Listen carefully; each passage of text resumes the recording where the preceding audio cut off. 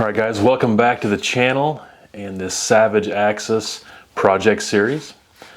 So today we're going to do some of that stock work that I talked about on the last one. I'm going to try to get this stock really stiff and take out some of that flex. So stay tuned.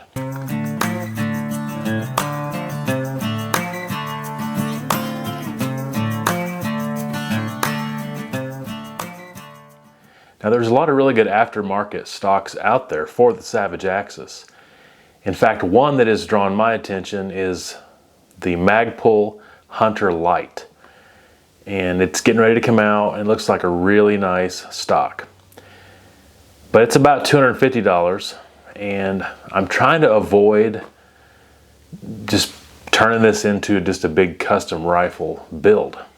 But down the line, if I'm not happy with the work I do on this stock, that is an option that I might go to later. And then I have seen some really nice kind of tactical bolts that you can buy and replace the actual standard bolt that comes on the Axis. And I think they look pretty good and I think they'd be nice. But once again, my goal as of now is to keep this thing looking as stock as possible. Just do upgrades that I know are fixing issues that I have with the rifle. Not so much just buying expensive aftermarket parts. But if I do decide to later on, I could always get a nice stock. I could always get a Timney trigger. I could do whatever I want.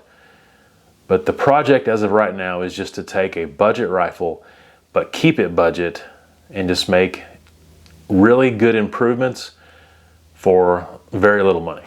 So let's go ahead and jump into the stock work now.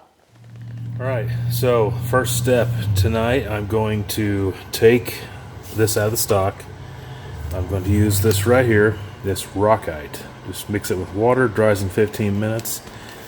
I'm going to put it in here. Now, I'm going to take this off here in a second, show you what I'm going to do, but I can't show it on YouTube. They'll think I'm modifying a gun, which I am, but it has nothing to do with anything dangerous, but I can't show it. If you notice, there is flex. You can hear it touching in this stock. It's also closer on one side than the other. But basically, I don't want any flex in this stock, so I'm going to use the Rockite to take out the flex, and I'll show you how I'm going to do it. Alright, so you can see in here, there's these little channels with baffles in there, and I'm going to fill them up. Now, I'm not going to go all the way, so the long ways baffle's a little shorter than the sideways baffles, but I'm not going to go even to this length. And down here it's even a little bit lighter. Get the light in there. This is where the swivel stud goes in. I don't want to get up to that point, and I don't really plan on going in that little cavity unless I just accidentally get a little bit in there. But I'm going to go pretty conservative. I'm not trying to fill this thing up to here or anything like that, because obviously that would not be free floating. I'm just trying to fill in those cavities, at least the bottom half of those cavities. And then I've taken out this butt pad. It's real simple to do. Just use this little Glock tool, but any kind of punch to get on the swivel stud and unscrew it, and then it just pops out with that tab right there. The only issue, I didn't think about this, is right there it has slits in it, so put a piece of tape in there. This, I'm not sure, I might have not thought that through. I wasn't going to try to fill this up. I was just going to go like to the point, to like right here, all the way across. Obviously you wouldn't want to go in that hole where the stud goes in, but just to add some counterbalance weight. So I don't know, I'll see how it reacts at the beginning, and if it wants to pour out here. If it does, I might just stop on this part. But anyway, I'm going to scuff this up with a Dremel and get it really scuffed up inside there so that the Rockite sticks good. Same in here, I'm going to scuff it up real good, but also I'm going to drill holes through so that it will run from one pocket to the other pocket. And let's do that now. Alright, you can see I drilled holes through there just to let it flow through. I can't really get my drill in the other way to go through here. I'm sure there's a way, but I'm not going to worry about it. Next, I'm going to get a Dremel and sand the crap out of it. Alright, so not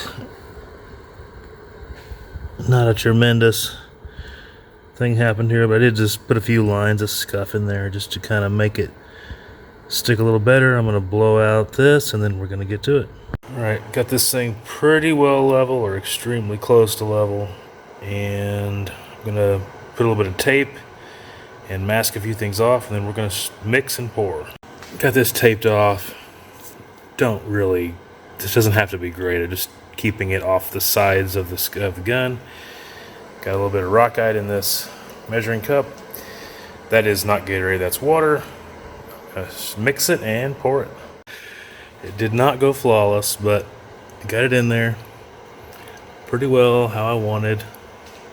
I did accidentally get it in that stud hole, but I cleaned it off with some Q-tips. Got a little bit on the sides. Doesn't matter. I'm going to be sanding a little bit anyway. But for the most part, that should stiffen it up. That's, I'd say, 95% how I wanted it. Got it level right now, or really close to level. Did put some in here. So the tape that I put in there has held so far. It has not leaked through. So I'm going to let it sit here for about 15 minutes. It's supposed to dry in 15 minutes. And then I'll see if it's going to work. One problem I did run into is, since I didn't drill holes through the baffles like this, it dawned on me as I'm pouring, hey, I've got to level these out. So I had to kind of use that spoon to keep just getting a little bit drippled in there to try to get it pretty even. But I think it turned out fine. Alright, it's the next morning. I let this cure overnight. Looks good. You can see I didn't even go all the way to the top of the baffles. I didn't want to add very much weight. So pretty good. And up here definitely was where I went the tallest, because I wanted the most structure to keep from flexing. So I think it looks pretty good.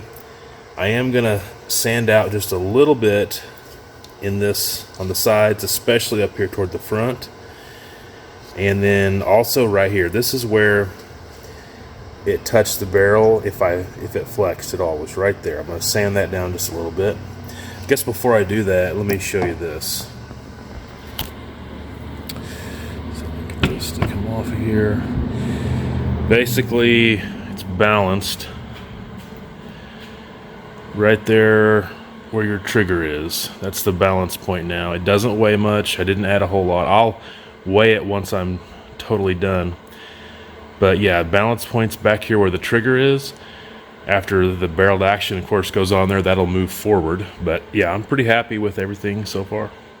Okay, so did some sanding all the way down the barrel channels on both sides, especially up here at the front. Then also sanded out this part here a little bit. Tell quite a bit of plastic came off. A lot of it's on this table. I'm going to use some steel wool and try and polish it up. Then we're going to fit it and see what it looks like. Alright, it still looks really rough, but it feels pretty smooth. I'm going to get some compressed air and blow all this out and see what it looks like. Alright, overall pretty happy with it. Wiped it down with some alcohol. I'm going to put it back together and see how it fits. Alright, so if you like a perfect fit and finish, this might not be what you want, but I like a lot of gap. So I have pretty massive gap now on the sides and a bigger gap. See if I can focus. A bigger gap underneath. Here's 3 pieces of paper. This is going to be hard to do. Let me set this on the tripod.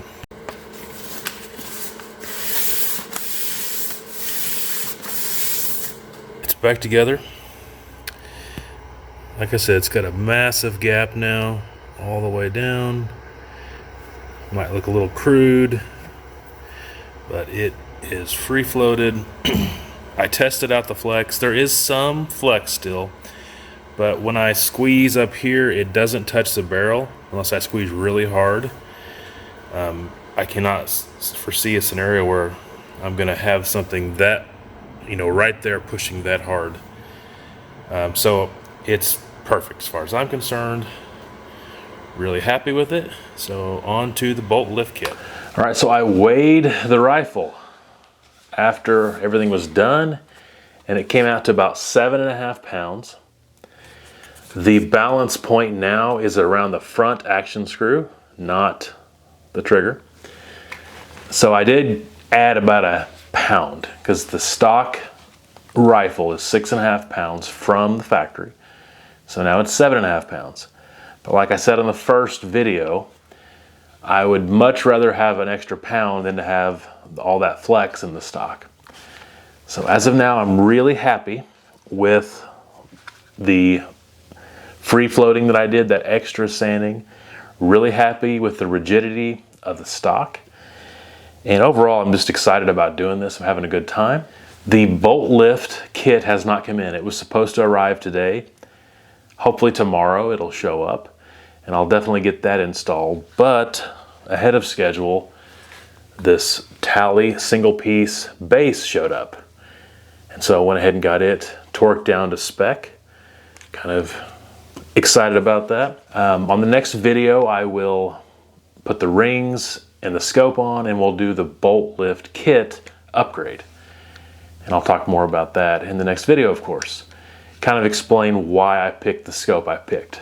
I think it might be a controversial pick, but I was thinking of getting the most bang for your buck, very similar to this rifle, getting a great value. And so definitely better scopes out there, but I feel like for what you get, it's hard to beat. One little tip on this Tally base, it's got the 840 screws made for the axis. It didn't have anything in the little insert or anything to tell you the torque specs on the screws. But with kind of doing a Google search and reading some forums and different people that had called the company directly, seems to be 20 to 25 foot-pounds of torque on this base. And so I went with like 24. And I did put blue Loctite on each screw before I cinched them down to their torque specs. So all in all, I'm extremely happy with this rifle. It obviously feels more solid because it is more solid, and it does weigh a little bit more. Still, it ain't terrible. Looking forward to getting the bolt lift kit and the scope installed, and then it's just out to the range. We'll get it bore sighted, shoot some factory ammo, get it really dialed in, and shoot a few factory groups and see if it's out of the boat accurate. And I'll leave you with this. I did have some people comment on the first video saying, before you do anything, go shoot some groups, you know, put a scope on there, get it sighted in, and shoot some groups so we know the accuracy of the rifle before you do all this work to it, and then we can know if what you did made a difference. Smart. I wish I'd have thought of that, but it's too late now. I've already done the work. So I can never say I accurized it or I made it more accurate.